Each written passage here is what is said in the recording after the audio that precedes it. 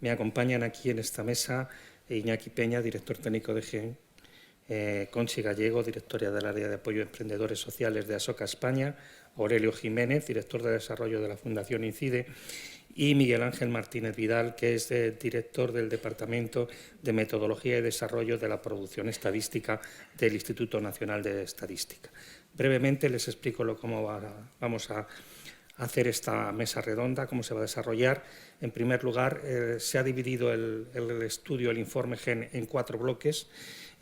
Cada uno de estos bloques tendrá una presentación por parte de Iñaki Peña y a partir de esta breve presentación iniciaremos un debate aquí entre los miembros de la mesa, también muy breve, y al término de que hagamos estos 4 bloques se procederá a unas breves conclusiones y si nos da tiempo dejaremos como 10 minutos para que todos ustedes, pues, quien quiera hacer una pregunta a los miembros de la mesa la pueda hacer. Sin más preámbulos, pues le doy la palabra a Iñaki para que nos presente el primer bloque, que es sobre percepciones y actitudes para emprender. Muy bien, muchas gracias. Lo primero que conviene tal vez aclarar es, como Ana ha descrito antes, es qué es lo que estamos haciendo en este proyecto. En realidad, nuestra misión consiste en analizar el emprendimiento, entendido esto como una palanca que puede contribuir a transformar la economía, puede contribuir a transformar, ¿por qué no?, nuestra sociedad. Y lo que pretendemos medir es cuál es la intensidad, el impulso que tiene esa palanca en ese objetivo de transformar nuestro entorno, nuestra mentalidad, nuestros valores, nuestras actividades económicas, etc.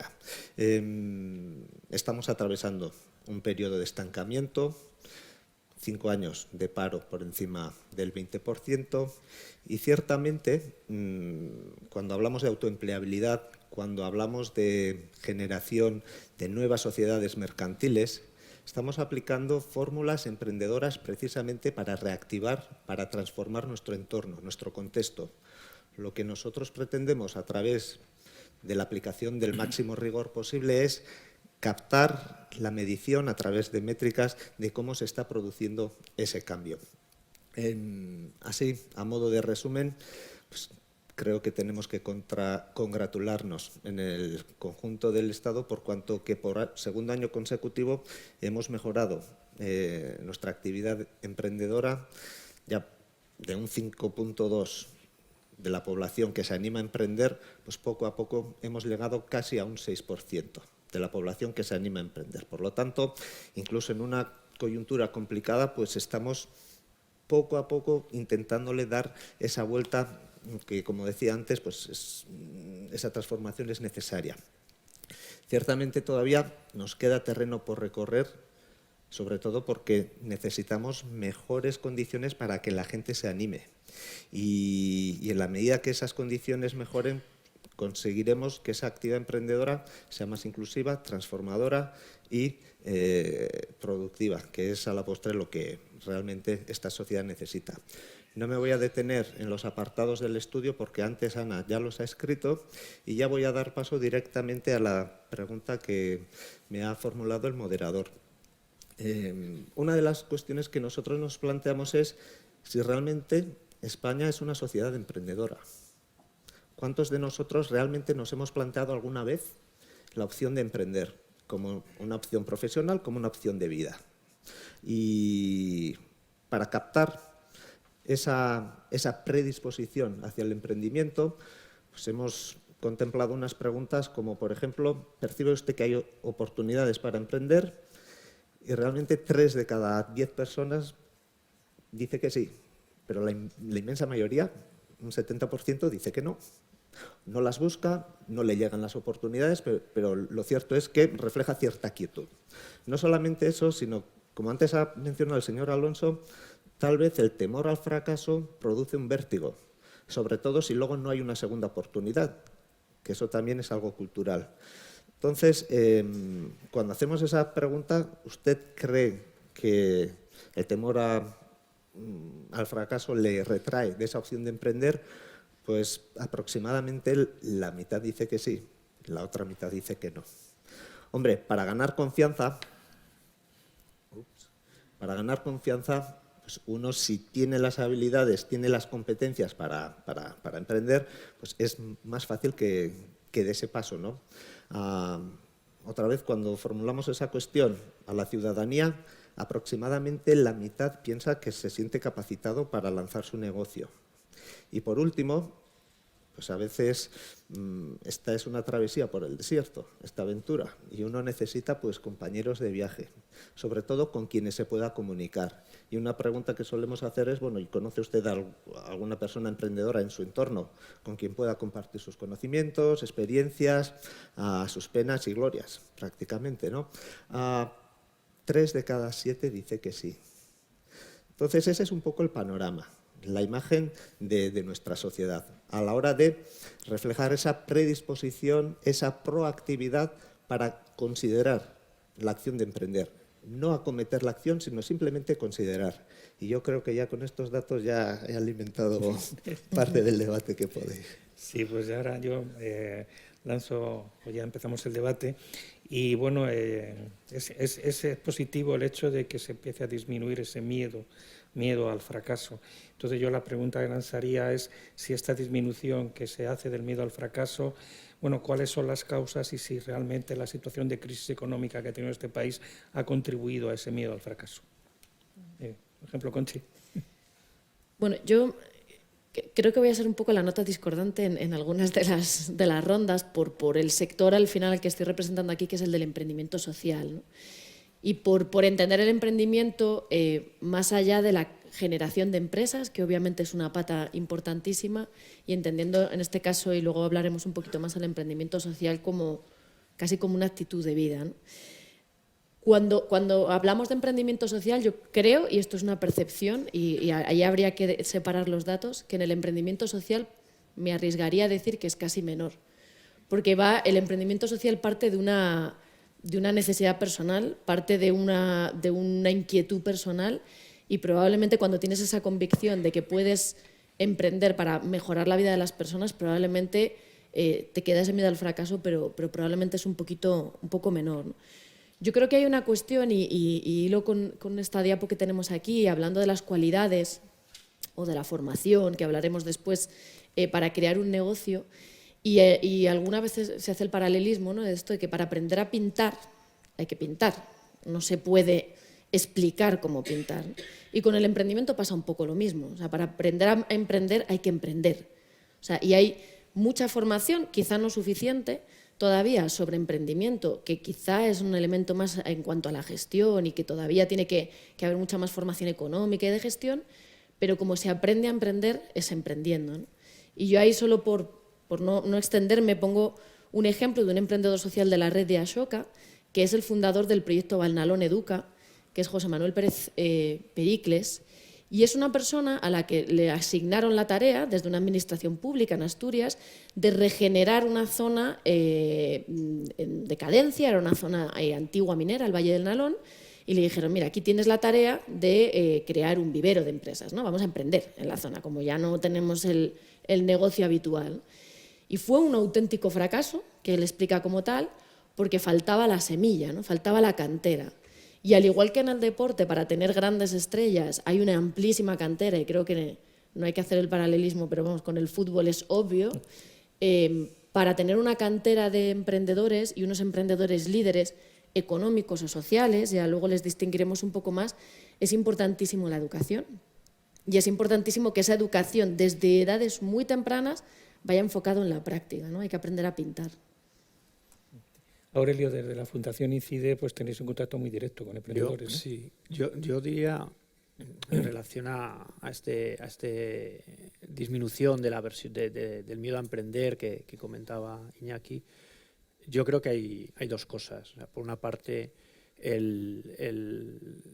la valoración social del fracaso en los casos de emprendimiento, yo creo que la actitud que hay hacia eso ha mejorado mucho, y de hecho nosotros lo que estamos viendo es que muchos emprendedores, sobre todo gente joven, que lo intenta y su proyecto no le sale adelante, inmediatamente consigue empleo. Es casi automático, porque o bien en empresas más consolidadas o bien en proyectos emprendedores de terceros, porque simplemente es una demostración ya se considera una demostración de una actitud diferente, ¿no? ante la vida y ante el mercado laboral. Esto es así. Eso es lo que nosotros vemos en positivo. En negativo es que yo creo que hablamos de aversión al riesgo, yo creo que se trata de aversión al entorno. Sigue habiendo un entorno en el que los emprendedores, que muchos de ellos siguen siendo por necesidad o por falta de oportunidades, tienen una bala, muchas veces en términos económicos. Entonces a la gente le da mucho miedo y nosotros, de hecho, luchamos un poco contra eso y en la parte de nuestro trabajo siempre decimos que intentamos hacer asesoramiento responsable porque nos da pánico coger a una persona que está desempleada hoy, animarla a emprender y estar convirtiendo a esa persona en un desempleado endeudado dentro de un año. Entonces yo creo que todavía el entorno genera muchas barreras y la falta de dinamismo en el mercado laboral genera muchas barreras, que es lo que está haciendo que se mantenga ese miedo a dar el paso, ¿no? Ese miedo al fracaso. O sea, que en positivo y en negativo es como nosotros vemos ahora mismo el tema. Miguel Ángel, y desde el punto de vista de la administración y la estadística, ¿esas barreras son realmente un freno? Bueno, nosotros tenemos una aproximación al fenómeno del emprendimiento, la estadística oficial, que es ligeramente diferente, pero complementaria y por lo tanto pues enriquecedora de la que plantea el estudio, ¿no? Nuestra unidad de observación no son las personas como es en el estudio, sino que es un poco la vida al otro lado del espejo, son ya las empresas que se acaban de constituir, ¿no? Y además nuestro enfoque está más orientado a medir hechos objetivos de lo que acaece en la vida de las empresas que en opiniones, a medir opiniones o actitudes de los emprendedores, ¿no? Desde ese punto de vista, nuestros productos estadísticos están basados en unas definiciones y en una normativa que está está estandarizada por parte del Sistema Estadístico Europeo y de la OCDE para facilitar la comparabilidad entre los países. Y bueno, pues el dinamismo empresarial lo medimos a partir de nuestro Directorio Central de Empresas, que es una recopilación de todas las empresas que están activas en España en un momento determinado, con unas fechas de referencia determinadas, y ahí detectamos lo que nosotros llamamos nacimientos y muertes de empresas, entendiendo por nacimientos pues empresas que surgen en un momento determinado y empiezan a hacer uso de sus factores de producción. Las muertes son las desapariciones de empresas, pero además, por estas cuestiones que decía antes de la estandarización de las definiciones, que no reviven en el año siguiente, ¿no? Es decir, que hemos de esperar que pase un año con la empresa inactiva para que sea considerada una muerte de una empresa, ¿no?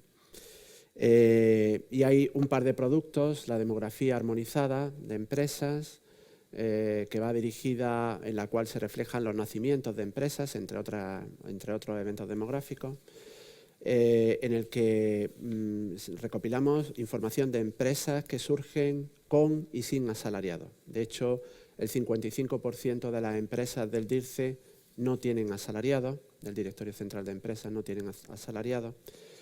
Y también otro producto en el que trabajamos y que es difundido por la OCDE es el de la demografía de empleadores, en el que el matiz es justamente que las empresas sobre las que están viendo la evolución, el nacimiento y la muerte, son empresas que sí que tienen al menos un asalariado. En cuanto al tema del miedo al fracaso, ya digo, visto desde el otro lado del espejo, yo creo que sí que es muy relevante que se ponga el foco en ello, porque desde luego es un fenómeno que tiene un impacto considerable. Es decir, de las empresas que nacen en un año, el 25% de ellas no llegan al primer año de vida, lo que nosotros llamamos mortalidad infantil de empresas. De las que llegan al segundo año, ya han disminuido en un 40% sobre la cohorte inicial y en 4 años el número de empresas que siguen activas es de menos de la mitad. Así que poner el foco en las ayudas que sean necesarias, en vencer esta percepción social del fracaso como algo con connotaciones negativas. Es importante luchar contra ello porque desde luego el fenómeno está ahí. Iñaki, antes de que empieces con el segundo bloque de actividad emprendedora, no, muy brevemente, este elevado índice de mortalidad empresarial puede tener mucha relación, ¿habéis constatado si tiene relación con ese miedo al fracaso? Hombre, el miedo al fracaso es una barrera para dar el paso a crear, ¿no? Una vez que uno da ese paso, hace lo indecible por sobrevivir.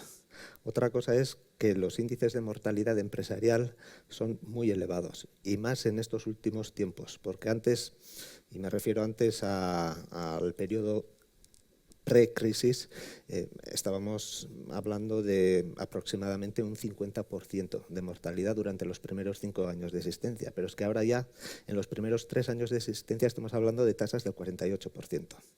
Por lo tanto, hay un fenómeno real, como bien ha dicho Miguel Ángel, que es esa mortalidad existe y tenemos que ser conscientes, ¿no?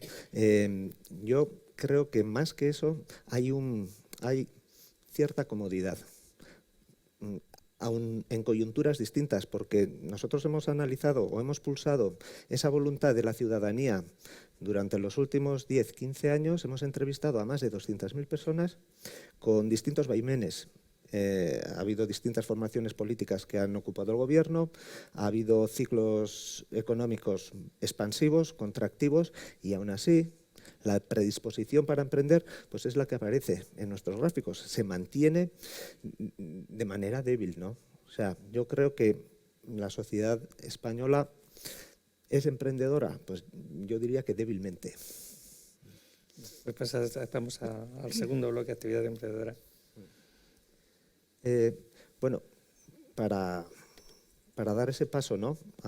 Y darle el salto a la acción, obviamente uno antes se lo tiene que plantear, pero una vez ya que uno asume esa convicción y da el paso, pues bueno, ahí es cuando empieza una nueva vida.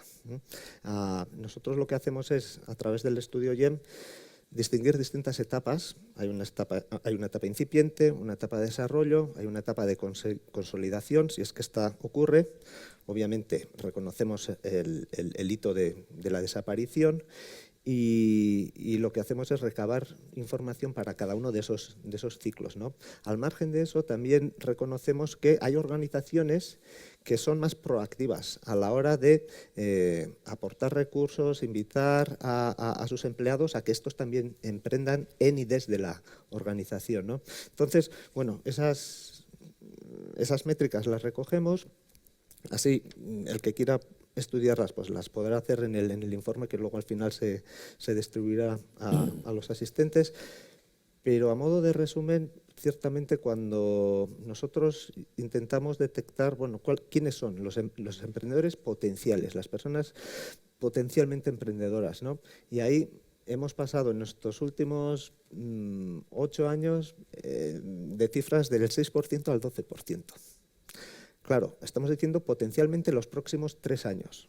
Quienes se animan luego a emprender, del colectivo de 18 a 64 años, estamos hablando cifras de entre un 5-7%.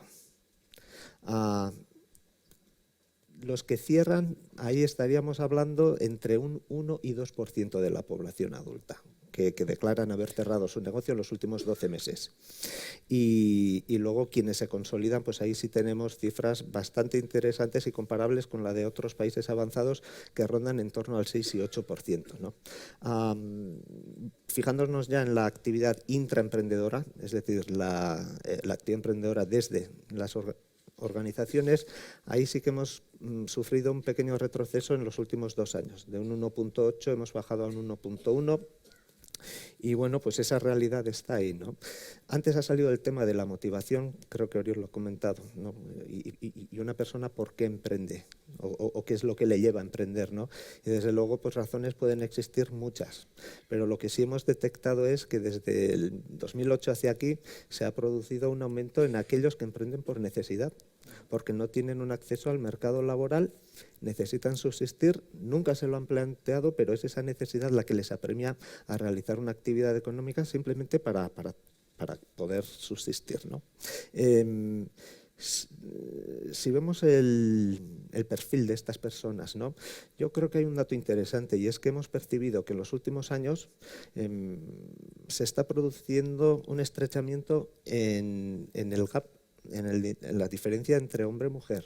Es decir, del colectivo emprendedor, la presencia de la mujer va más poco a poco. Pero cuidado. En este gráfico en particular, una cosa es la predisposición y curiosamente pues, las mujeres, según estos datos recientes, los últimos, no los anteriores, pero sí los últimos, representan un colectivo mayor, pero luego a la hora de dar el paso son los hombres quienes dominan.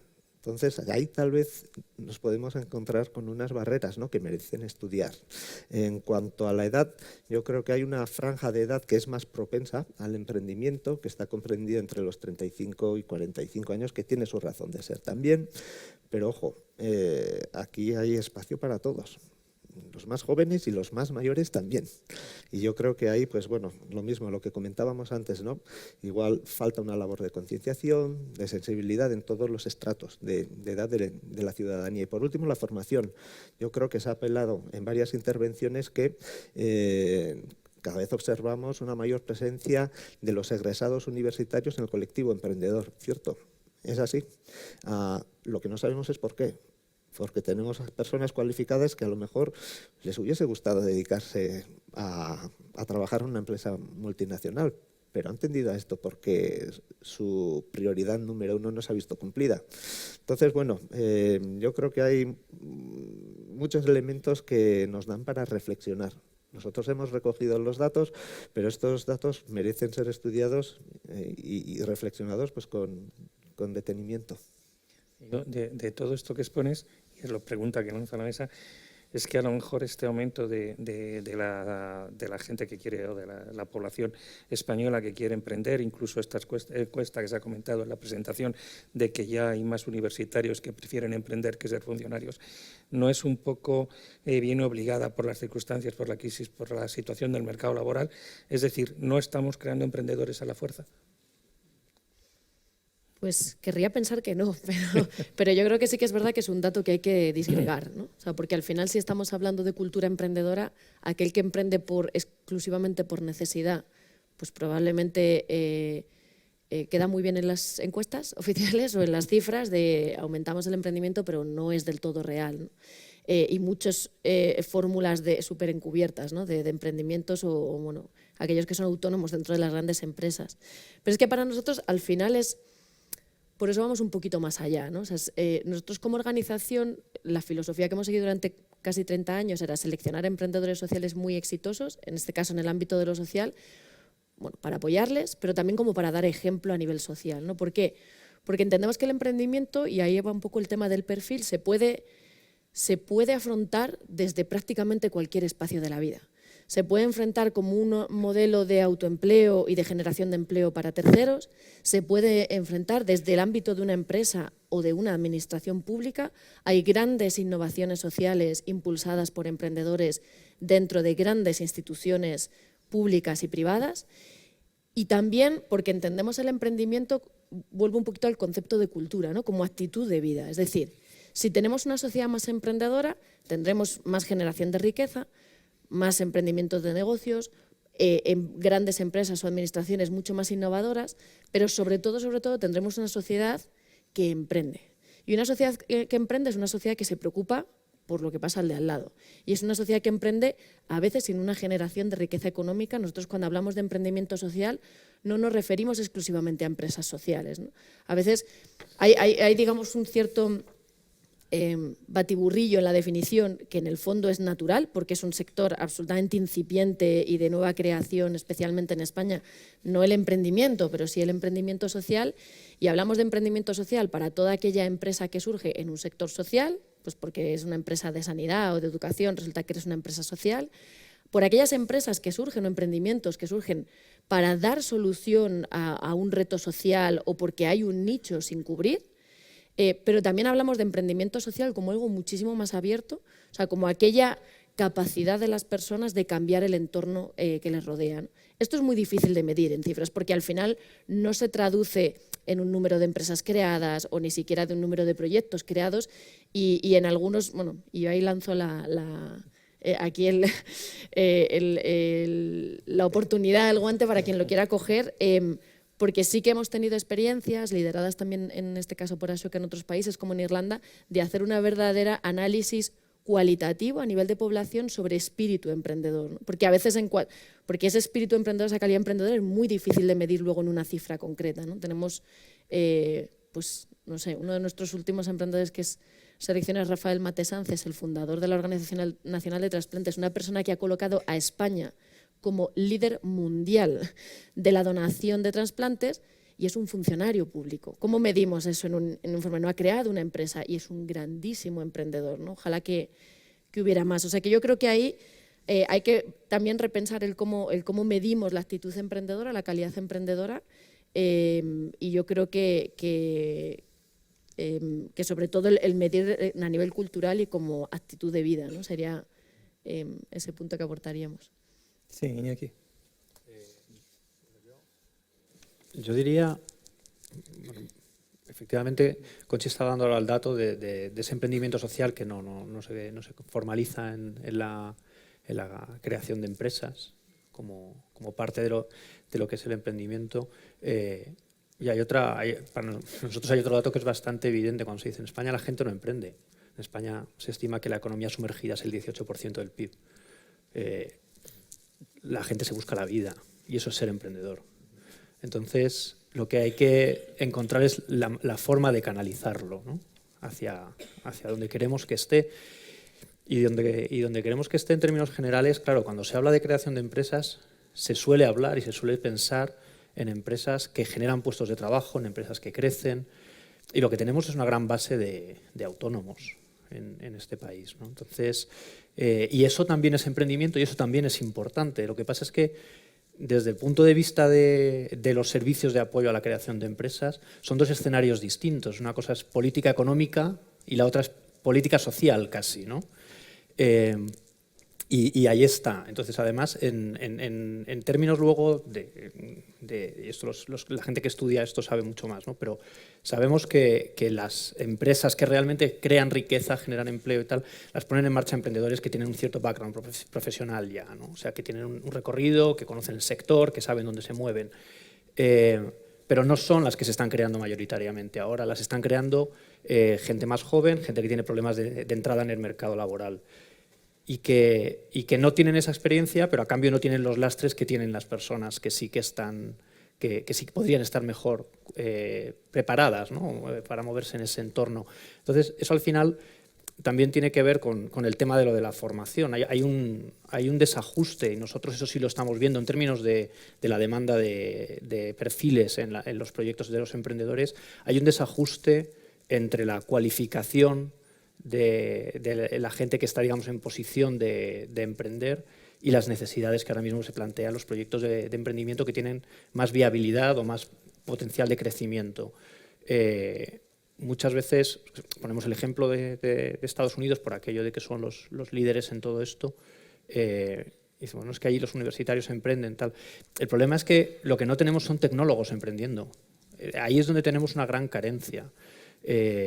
Probablemente los universitarios pueden cubrir una gran parte de esta necesidad y supongo, yo no recuerdo si esto en el GEM se mira específicamente o no, pero también hay estudios que dicen que a mayor formación, menor espíritu emprendedor o menor intención de emprender por cuenta propia, pero también necesitamos gente de formación profesional, mucha gente de formación profesional, porque lo que nos estamos encontrando es eso. Cuando trabajamos con los emprendedores siempre les decimos, primero dime cuál es el problema que quieres resolver, y dónde está, y luego ya veremos cómo lo resuelves. Y eso es verdad, pero el cómo lo resuelves, nosotros vemos muchísimos proyectos, muchísima gente que ha detectado una necesidad, que se le ha ocurrido cómo afrontarla y que puede tener sentido, pero no tiene las herramientas para hacerlo. Y busca socios de viaje y no los encuentra, ¿no? Entonces, ahí, porque al final, emprender es un esfuerzo, ¿no? Yo tengo un amigo que es emprendedor que dice que emprender es vivir como casi nadie quiere para poder vivir como casi nadie puede. Entonces, ¿qué ocurre? Que si lo que necesitamos ahora es, por ejemplo, programadores, y ahora mismo hay tortas por los programadores y se les paga muy bien en cualquier empresa, sea una empresa de nueva creación o sea una empresa más consolidada, de salida un emprendedor va a decir, bueno, entre 3.000 o 3.000 y pico euros al mes en la mano todos los meses, con cero responsabilidades, o poner en marcha una empresa, pues igual dejo lo de emprender para otro momento, ¿no? Entonces, ahí hay un desajuste que estamos viendo día a día. Eso es así. Miguel Ángel. Bueno, desde el punto... esto parte por cuáles son las razones que llevan a las personas a emprender. Bueno, la estadística oficial hace poco análisis, ¿no? Nuestro papel es más poner datos encima de la mesa para que la sociedad, los agentes sociales, los políticos, la prensa pueda llegar a sus propias conclusiones independientes, como un valor democrático sobre esto. Pero sí que es verdad que hay una riqueza de datos ahí en la estadística oficial que, aunque no directamente responda a estas preguntas, pero sí que puede arrojar alguna luz, ¿no? En España se vienen creando en estos últimos años un poco menos de 300.000 empresas al año y vienen muriendo un poco más de 300.000 empresas, ¿no? El saldo total en estos años de la crisis pues es negativo y es de esperar que pues probablemente ya en 2014, 2015 los saldos ya salgan positivos, ¿no? ¿Por qué decía yo antes de que ahí están los datos? Bueno, probablemente ¿por qué emprende la gente? ¿Por necesidad o por capacitación o porque ya tiene la capacitación suficiente o la financiación? Bueno, a lo mejor mirando en bueno, es adelantarme un poquito al siguiente punto, de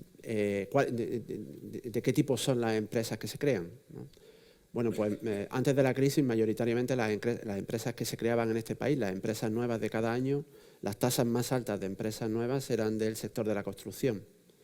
Eso se termina en 2007. A partir de 2007 deja de ser el sector mayoritario. Y desde 2008 hasta ahora, ¿dónde se crean las empresas? En el sector de servicios.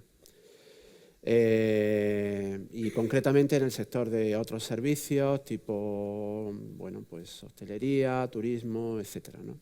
Quizás, y se puede profundizar más en ese sentido, quizás un análisis de eso nos lleve a la conclusión de si estamos emprendiendo en sectores tecnológicos o en sectores de otro tipo, y de ahí poder sacar conclusiones de por qué emprende la gente, ¿no? Y el tercer punto es el entorno, ¿no? Igual son empresas, un poco al hilo de lo que comentaba Miguel Ángel, si te parece, ¿eh? Sí, sí. Lo único que vamos a ir muy breves porque vamos Vale. un poquito más de tiempo. Vale.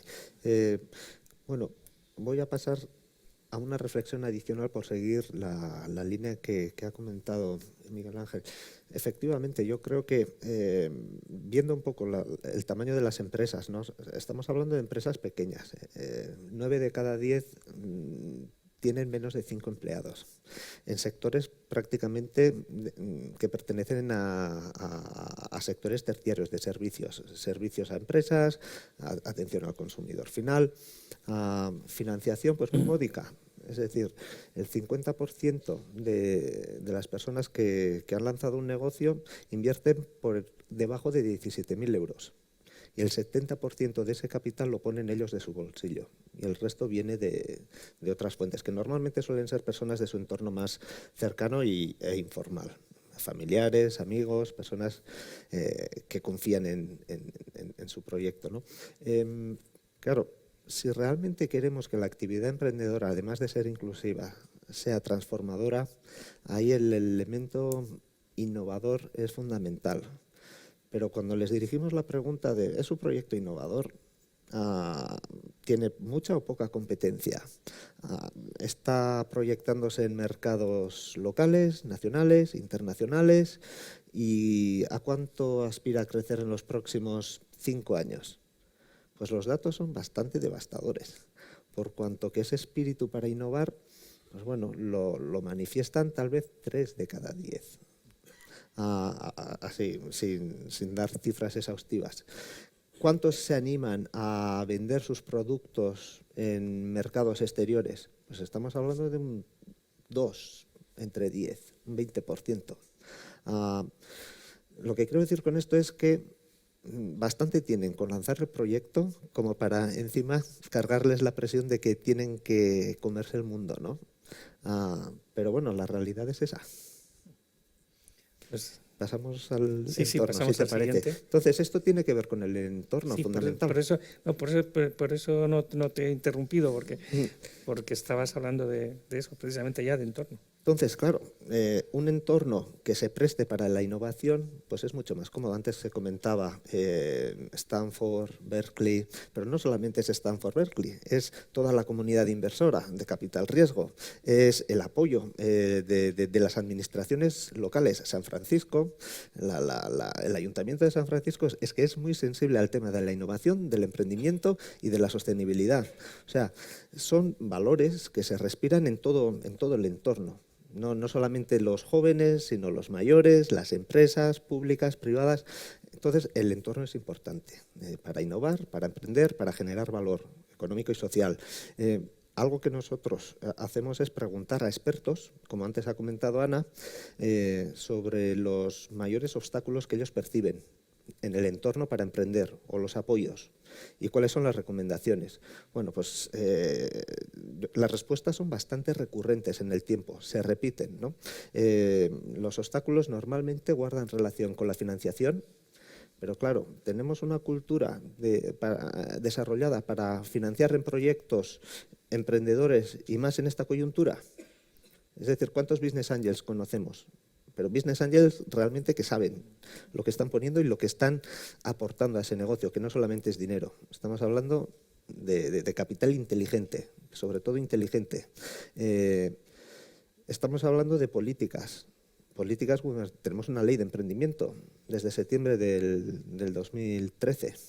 Claro, ¿qué ha dado de sí? ¿Cuándo lo evaluamos? ¿Cuál es el impacto que estamos teniendo? ¿La crisis es buena o es mala? Porque la crisis es cierto que, de alguna manera, reduce la capacidad de los consumidores para comprar, hay recortes y eso afecta al bolsillo de las familias.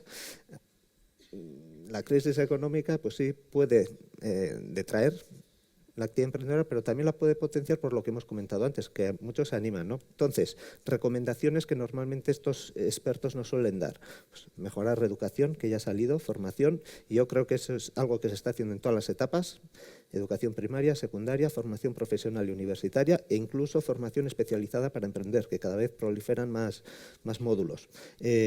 Financiación, pero necesitamos financiación no solamente desde las instituciones financieras tradicionales. Tenemos una ley de crowdfunding que ha sido recientemente aprobada y hay fórmulas novedosas precisamente para paliar el problema de la financiación, y luego está la efectividad de los programas públicos. Y ya con eso ya... Bueno, pues realmente antes, cuando hemos hablado del entorno, me parece que ha sido Miguel Ángel el que ha hablado de barreras. Bueno, realmente hay barreras, este país es un país con barreras para emprender y, por favor, vamos a ser muy breves en las respuestas por el tiempo. Pues yo creo que no sé si barreras, que en algunos casos seguro que las hay, pero seguro que se podrían poner rampas, ¿no? Y ayudar. Yo no sé si todo el mundo es consciente de que hay gente en España, en esto del emprendimiento social, que monta empresas sin ánimo de ganar dinero. Monta una fórmula empresarial porque es la mejor manera para trabajar en el ámbito social que tiene. Y no sé si todo el mundo sabe que no existe una sola fórmula legal en España que recoja este modelo empresarial. Somos uno de los pocos países en España que no tiene un modelo como la sociedad limitada de interés general, un modelo que venimos promoviendo desde hace años, que da cabida a ese raro, que ya no es tan raro, ese rara avis de aquel empresario cuyo máximo objetivo es maximizar el cambio, el beneficio social. Con lo cual yo creo que ayudarían modelos, fórmulas legales que vayan más allá de la empresa, de la sociedad anónima, la limitada, o por la parte de lo social, una fundación, una asociación. Ayudarían herramientas de inversión, obviamente incentivos fiscales para la inversión, ¿no? Y para la inversión en emprendimiento, para la inversión social. Existen modelos que podemos perfectamente replicar de otros lugares de Europa, los bonos de inversión social por parte de las administraciones. Los business angels existen pocos y en el ámbito de lo social son absolutamente desconocidos, ¿no?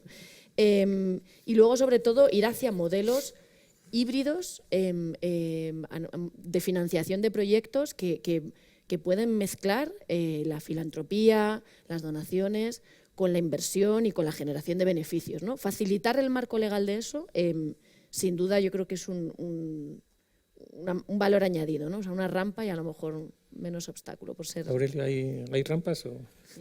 Hay rampas, hay rampas.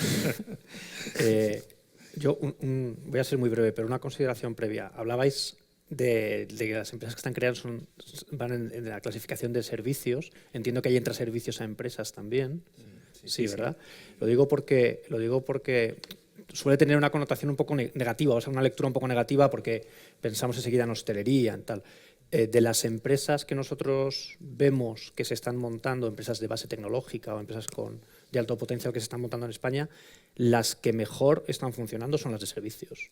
O sea, el software crítico de Airbus o de Altran lo hace una startup en Pamplona, el software de la NASA en las estaciones de tierra lo hace una empresa en Barcelona, las boyas que utilizan la mayor parte de las navieras para detectar bancos de pesca en el mundo las hace una empresa de Vigo. Y eso no sale en las portadas de los periódicos ni de las revistas. No es Uber, no es tal. Es otro tipo de... Pero eso en España lo estamos haciendo bastante bien. Y eso es servicios. Entonces, no es malo que sean empresas en el sector servicios. La cuestión es luego a qué se dedica cada una, ¿no? De las rampas, yo creo que lo que se está haciendo desde el punto de vista regulatorio está funcionando, se están consiguiendo cosas. Pero es verdad que ahora mismo es fácil montar una empresa. Si quieres montar una empresa, digamos, básica, por decirlo así, es fácil montar un comercio, es fácil montar un despacho de arquitectos. Es difícil montar una empresa de base tecnológica. Sigue siendo complejo y a los que mejor les va en ese tipo de empresas es a los abogados, que al final te pasas más tiempo en el notario que en ningún otro sitio cuando intentas ayudar a este tipo de empresas. Y por la parte de la financiación que se hablaba antes, por mi trabajo, no por mi cartera, conozco a bastantes inversores y business angels. Creo que sí que hay esa inversión inteligente, que cada vez la hay más, que cada vez hay más emprendedores y empresarios que les ha ido bien, que vuelven al ecosistema para invertir y para ayudar a otros, y lo hacen en muchos casos con una cierta parte de obra social propia. Lo que sí que es cierto es que ellos también necesitan un marco en el que desarrollar su actividad, y es verdad que en España todavía ese marco no se da. Es decir, ahora mismo tú entras, inviertes en una empresa y lo difícil no es entrar, lo difícil es salir.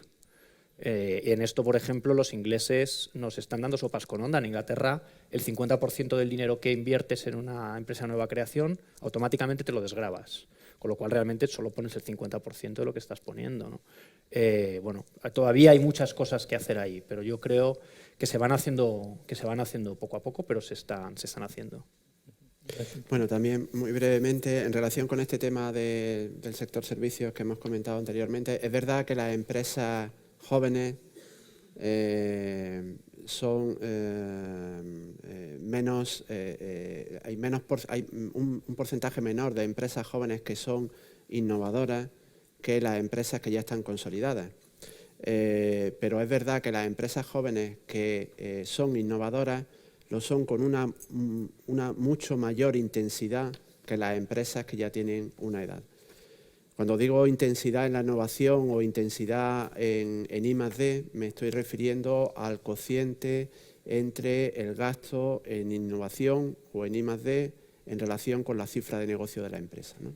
Bueno, pues estas empresas jóvenes que innovan o que invierten en I+D lo hacen hasta con 3 veces más intensidad que las empresas que ya están consolidadas. Es decir, que es verdad que el sector servicios, por una parte, nos puede dar pistas, pero hay que profundizar en la información. Y en cuanto a las barreras, bueno, como decía antes, nosotros no hacemos análisis, pero ahí están los datos, ¿no? Si se miran los datos del Directorio Central de Empresas, que en teoría recoge todas las empresas de este país, podéis ver que a medida que se incrementa el número de empleados de las empresas, el número de empresas disminuye, ¿no? Es lógico, hay más empresas con 5 empleados que empresas con 4 empleados. Eso dibuja una curva que es prácticamente, bueno, tiene una forma prácticamente continua, ¿no? Pero tiene 3 saltos, si se miran con detalle las cifras. Es en el salto de 10 a 11 empleados, de 20 a 21 y de 50 a 51. Nada más. Iñaki, antes de pasar a las conclusiones, ¿algún aspecto más que quiera destacar del informe? No en particular, ya que andamos justos de tiempo.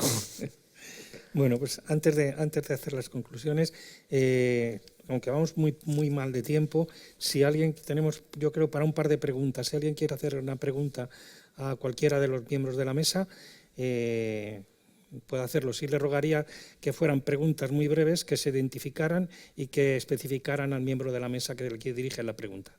¿Hay alguna pregunta? Pues entonces pasamos directamente a las conclusiones. Yo pues, voy a destacar muy brevemente para mí tres. Para mí hay una que fundamental y es que para emprender lo primero que se necesita es aprender a emprender. Esa me parece fundamental y entonces la información es básica a la hora de emprender.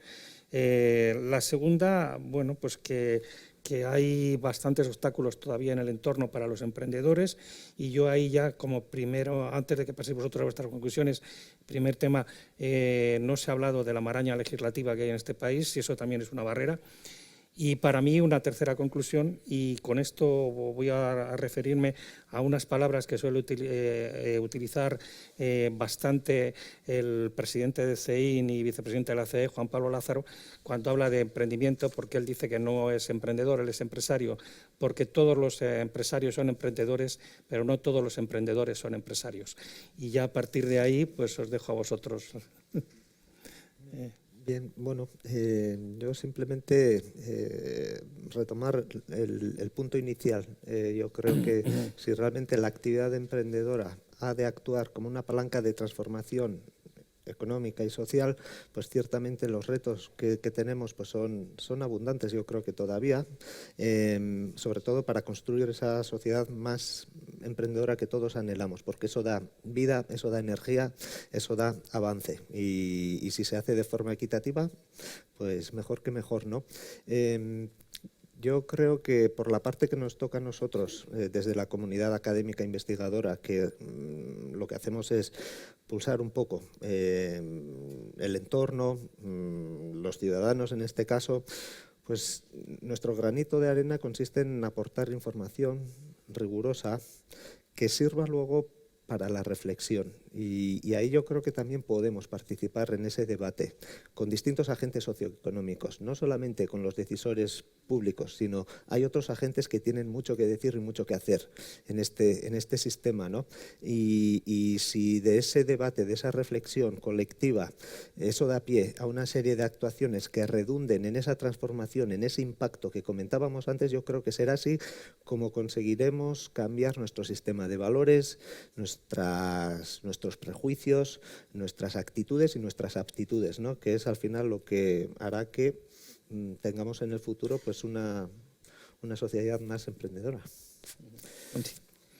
Pues yo como conclusión me quedaría con dos elementos, o querría resaltar dos elementos. Yo creo que hay todavía una falta importante de contar las historias detrás de los datos, una falta de un poco de este storytelling, ¿no? Que se ha puesto ahora tan de moda y que cuenta un poco las historias que decías tú, ¿no? Y es entre el panadero de mi barrio, y ojalá hubiera, por cierto, que ni lo hay, o sea, ojalá siga habiendo panaderías en los barrios, y la empresa de Silicon Valley, hay un abanico enorme de posibilidades, de iniciativas, de emprendimientos pequeños, medianos, grandes, sociales, económicos, y hay que hacer mucho más storytelling en torno a ellos, porque de otra manera es difícil también, ¿no? O sea, como motivar a la juventud, y no solo a la juventud, a la sociedad en general.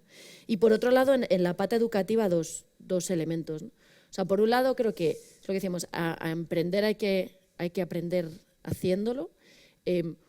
Un dato es, no sé si alguien conoce el grado de emprendimiento en equipo de Teampreneurship de Mondragón, la Mondragón Team Academy, que tiene unos ratios en los que el 70% de los jóvenes que salen de sus estudios emprenden, el 90%, 90 y tantos por ciento está empleado, ¿no? O sea que si se quiere, se puede. Estamos hablando de jóvenes universitarios que obtienen un grado emprendiendo durante 4 años, pero si nos vamos todavía más atrás, yo solo como por dejarlo ahí, nuestro foco de trabajo ahora mismo como organización internacional de cara a generar una sociedad de emprendedores, de changemakers, está en el colegio, en la escuela, y es en el fomento de valores que a priori pueden no sonar muy cercanos al emprendimiento, pero para nosotros lo son, como son la empatía, el liderazgo, el trabajo en equipo compartido, que son esos valores del siglo XXI que revierten después en esa sociedad emprendedora, ¿no? Pero que hay que empezar tal que en educación infantil prácticamente. Bueno, yo diría, estoy muy de acuerdo con lo que estaba diciendo Conchi, pero además yo creo que un poco la conclusión os la doy contándoos un poco dónde estamos poniendo nosotros el foco ahora, que va en la línea de lo que estaba diciendo Iñaki. Es decir, al final, cuando nosotros trabajamos con los emprendedores, lo que intentamos todo el rato es, y nuestro trabajo está mucho más enfocado a proyectos empresariales en general, es que tengan ventas, que facturen, que tengan clientes, ¿no? Cuando es para consumo, pues se les puede ayudar como se les puede ayudar, pero no puedes obligar a la gente a comprar, no puedes traerles al comprador de la mano. Pero en el ámbito de los servicios, nuevamente, ahí lo que nos falta ahora mismo es la implicación, el enganche con la industria, precisamente, ¿no? Y donde sean fuente de innovación, porque efectivamente están generando innovación, pero innovación que ellos solos no son capaces de vender y que las empresas todavía no, algunas ya están bastante cerca de esto, pero todavía hay muchas que no, sobre todo las que no son tan internacionales, que no están siendo capaces o no son conscientes de lo que tienen ahí. Entonces, todo esto hila en las conclusiones anteriores, porque lo que necesitamos es eso, necesitamos que los proyectos que estamos viendo y que son proyectos buenos y que cada vez son mejores, con modelos de negocio cada vez más complejos, tiren para arriba y que eso sea un ejemplo y sea una atracción para todos los demás. ¿Y a Miguel Ángel? Bueno, a nosotros lo que nos dice, lo que vemos en los datos es que las empresas nuevas que más probabilidad tienen de permanecer a lo largo del tiempo y que tienen de tener éxito son empresas que están en el sector de la industria. No son las que más se crean, no son las que más mueren, son las que más permanencia tienen, los que más años de vida tienen. Es complicado superar los 2 primeros años de vida, ahí hay una tasa de mortalidad muy alta. Y el número de empleados también es un factor determinante a la hora de observar a las empresas que permanecen un número alto de años. Así que yo diría que si una empresa joven quiere tener muchas posibilidades de permanecer, que se dedique a la industria, que ya lleve más de 2 años funcionando y que tenga más de 4 empleados. Bueno, pues muchas gracias a todos vosotros por vuestras brillantes exposiciones. Quiero dar las gracias a la Red G de España, a CISE, al Banco Santander y a la Fundación Rafael del Pino. Y sobre todo gracias a todos ustedes por su asistencia. Y antes no se vayan porque ahora creo que hay una entrega de premios. Muchas gracias a todos.